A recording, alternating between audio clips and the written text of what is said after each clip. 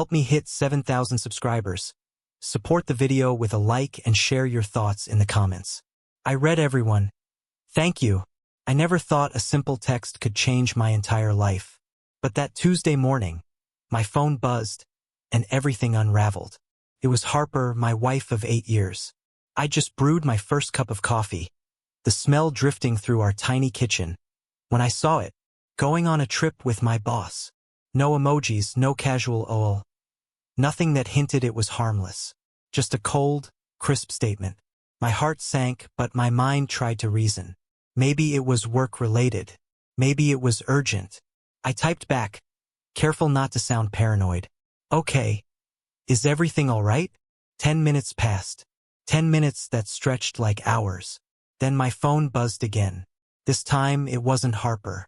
It was a mutual colleague, Max. His message was short, direct. Bro, she's in trouble. Big trouble. I felt the air leave my lungs. Trouble? What kind of trouble? I grabbed my keys, bolted out the door, and didn't stop until I reached the office district. Harper wasn't supposed to be here, at least not yet. And yet, there she was, standing in the parking lot, phone in hand, pale as porcelain, eyes wide like she'd seen a ghost. Finn, her voice cracked. I didn't wait, couldn't. My head was spinning, thoughts colliding like waves in a storm. What happened? I demanded, though part of me already knew the answer. She swallowed hard, glanced around nervously, and whispered, It's gone. Everything's gone. Gone. Just like that. I didn't fully understand. What do you mean? I asked, my voice low but steady, trying to mask the panic clawing at my chest. Harper's hands trembled as she pulled a crumpled envelope from her bag. Bills, papers, warnings. Every single account tied to her name, our joint accounts, our credit cards, wiped clean. And worse, she'd given them all to Max. Max, my colleague, my friend, my trust, shattered in 10 minutes. I wanted to scream, to rage, to throw everything across the room. But I didn't. I looked at Harper, really looked at her, and for the first time, I saw the fear behind the guilt, the trembling behind the words. Why would you do this? I asked, my voice breaking slightly despite my efforts to remain calm. She looked down, silent for a long moment, and then finally said, He said he could help me. He said I'd never lose everything. I thought it was safe. I stared at her, numb. Safe. Safe? She'd handed our life to a stranger, someone who had no right to touch it. And for what? Ambition? Lust? Fear? The lines blurred, and I realized I didn't know the woman I'd married anymore. I tried to piece it together, scene by scene, conversation by conversation. Last week, she told me she needed more time at work. I thought it was project stress. The week before, she'd stayed late, claiming meetings. I hadn't questioned it. I trusted her. Every time she smiled, every time she said, I love you, I believed it. And now, every single memory felt like a lie. I remember the walk back to my car, each step heavy, like I was trudging through quicksand. Cars passed, people laughed. The city moved around me as if none of this mattered. And maybe in their world it didn't. But in mine, the ground had crumbled. 10 minutes. 10 short minutes had changed everything. Back at the apartment, silence greeted me. Harper sat on the couch, knees drawn up, staring at her hands. I didn't know where to start. Bills? Our accounts? Our apartment lease? Or the betrayal that had pierced deeper than anything before? I sank into the armchair opposite her and just watched, waiting for some explanation that would make sense, some words that would untangle the disaster that had become our lives. And then she spoke again, voice barely audible. I thought I was doing the right thing. I didn't know it would destroy everything. Her words hit me like shards of glass. Doing the right thing? She destroyed us, our trust, our life. And for what? A fleeting promise from someone outside our world? I wanted to believe her, to forgive her, but something inside me had shifted.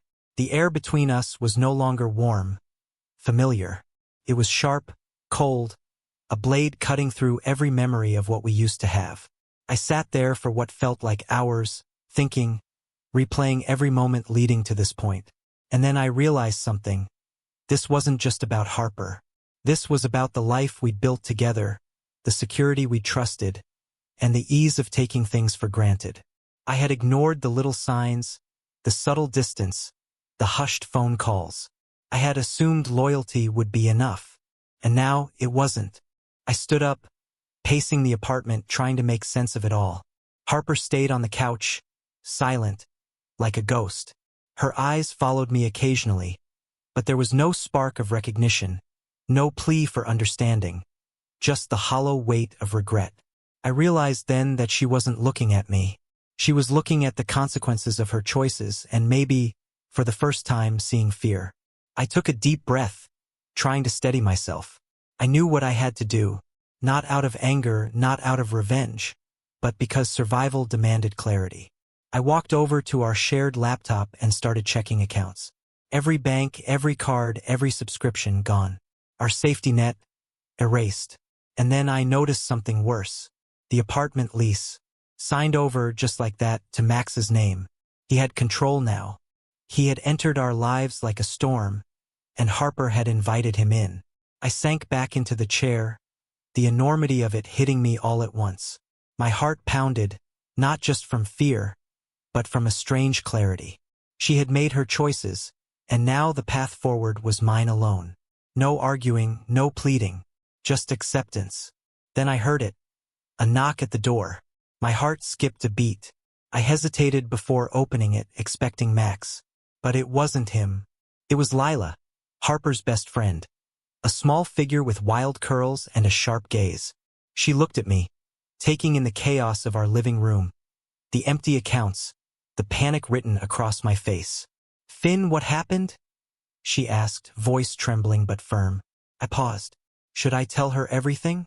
Part of me wanted to keep it contained, private. But the truth had a way of spilling over, and Lila already knew something was wrong. She handed everything to Max, I said, voice low. All of it. Accounts, leases, our lives. And she thought it was safe. Lila's face went pale. "Finn, are you serious?" I nodded. 10 minutes. 10 minutes and everything we built is gone. I trusted her, and now... My voice faltered, and I clenched my fists, nails digging into my palms. Now I don't know what's left. Lila didn't speak for a moment.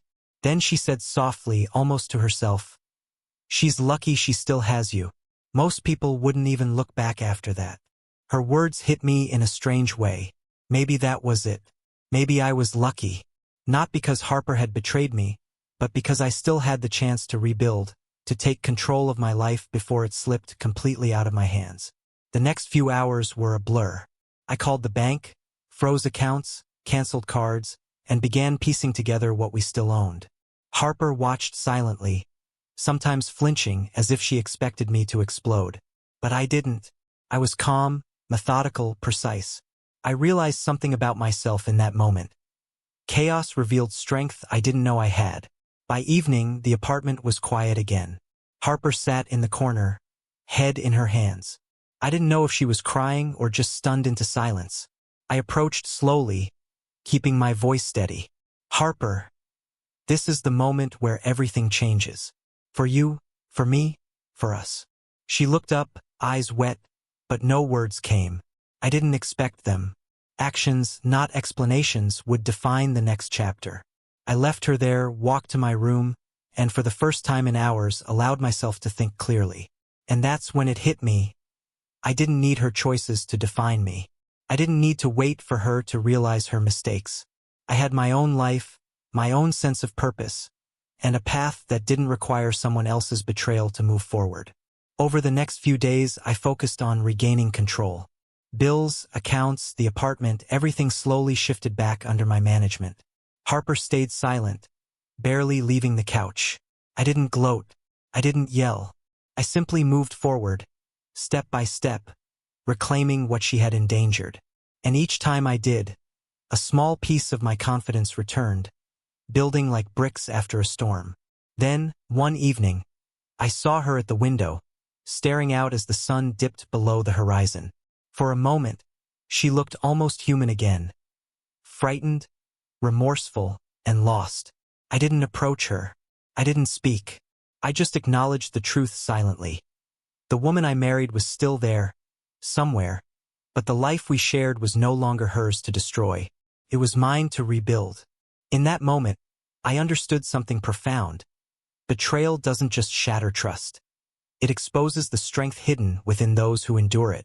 Harper's text had been a trigger, but it wasn't the end. It was the beginning of a life where I chose myself first, where control, clarity, and courage replaced fear, doubt, and dependence. By the time night fell completely, I had made a decision. This was no longer about Harper or Max or what was lost.